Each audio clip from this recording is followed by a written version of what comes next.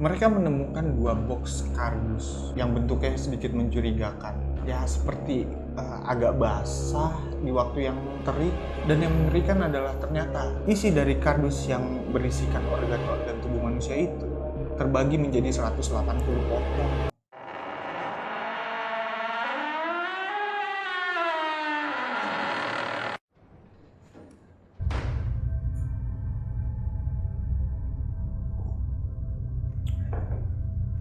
Selamat datang di kanal Elmun di segmen Kisah Mistis.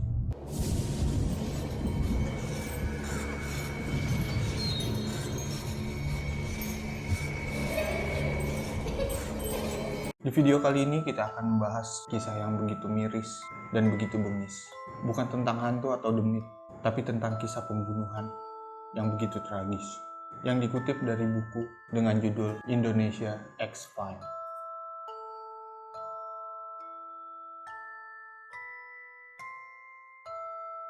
Dikisahkan dari buku tersebut, dari buku Indonesia X-Files, ada satu kasus pembunuhan yang menurut sang penulis yang sekaligus dokter forensik pada saat itu, kasus paling kejam yang pernah dia tangani, kasus yang paling tidak manusiawi yang pernah dia tangani. Ya, Setiabudi 13. Karena entah kebetulan atau memang disengaja, kasus ini terjadi dan berawal di daerah Setiabudi. Dan mengapa 13? Mari kita lihat ceritanya. Kasus ini bermula dari dua orang satpam yang kebetulan melintas di jalan Sudirman ke arah Setiabudi. Mereka menemukan dua box kardus yang bentuknya sedikit mencurigakan. Ya seperti agak basah di waktu yang terik dan berbau amis atau anyir. Yang mereka pikir itu adalah bau darah. Entah mungkin mereka sibuk atau hanya sekedar malas untuk mengecek kardus tersebut. Mereka tak langsung mengecek kardus tersebut, tapi lebih memilih melaporkannya kepada polisi yang sedang mengatur lalu lintas di persimpangan Setiabudi. Dan lagi-lagi, entah mungkin polisi itu sibuk atau sekedar malas karena itu memang bukan job desk-nya dia, kardus itu pun terabaikan beberapa saat, hingga datang dua orang pengemis yang mencoba untuk mengais kardus tersebut. Pengemis ini awalnya tidak menaruh curiga. Dia langsung datang menghampiri kardus tersebut dan tidak banyak pikir, langsung dibuka oleh mereka. Dan isinya benar-benar begitu mengejutkan karena dari salah satu kardus tersebut yang ternyata isinya adalah potongan-potongan organ manusia. Pengemis ini pun panik dan ketakutan. Mereka berlari menghampiri polisi yang ada di persimpangan Setiabudi itu, melaporkannya dengan panik, dan akhirnya kardus ini diperiksa oleh polisi-polisi itu. Dan karena hanya satu kardus yang baru dibuka, polisi itu membuka kardus berikutnya yang tidak kalah mengerikan, yang tidak kalah mengejutkan. Ternyata isinya adalah 13 tulang belulang manusia yang masih segar tapi tanpa daging dan sebuah kepala. Dan di dalam kardus itu pun tidak ditemukan identitas, entah itu KTP, SIM atau semacamnya. Tidak sama sekali. Dan kengerian itu pun tidak berhenti sampai di sana. Saat dua kardus itu dibawa dan diberikan kepada tim forensik yang kebetulan menulis buku ini, yang tidak sampai 5 jam untuk memeriksa bahwa tubuh ini, potongan-potongan organ ini dan tulang belulang ini adalah kepunyaan seseorang, kepunyaan manusia, bukan binatang. Dan yang mengerikan adalah ternyata isi dari kardus yang berisikan organ-organ tubuh manusia itu terbagi menjadi 180 potong. Orang gila mana yang mau motong-motong tubuh manusia sampai 180? Dan bukan hanya itu, di kardus yang satunya lagi, yang berisi tulang belulang manusia itu, ternyata bukan tulang yang dagingnya lepas karena waktu, karena sudah tua atau semacamnya, tapi memang sengaja mereka kuliti, mereka kerok dagingnya hingga benar-benar tersisa tulang. Orang gila mana yang berani melakukan hal seperti itu? Dan yang anehnya, ada 3 organ yang hilang. Pertama pankreas, yang kedua kandung kemih, dan yang terakhir anusnya.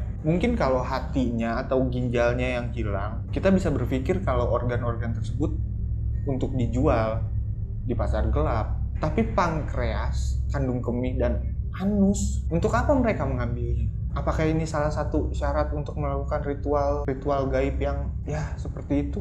Dan kasus ini tidak terpecahkan sampai saat ini. Dari sekian banyak potong tubuh manusia, dari sekian banyak tulang belulang, dan bahkan kepala yang lengkap dengan wajah, tentu saja dokter forensik dapat dengan mudah mendapatkan sidik jari, DNA, dan semacamnya.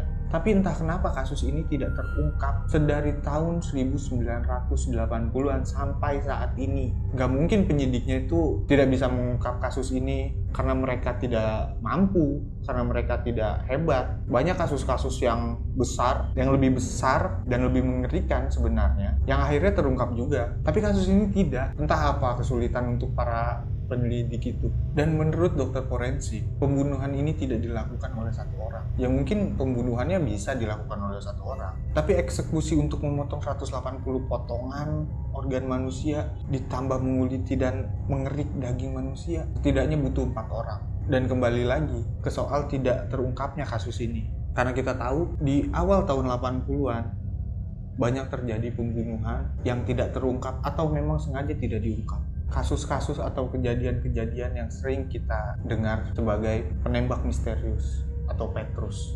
Yang sampai saat ini pun banyak sekali kasus dari Petrus yang tidak terungkap.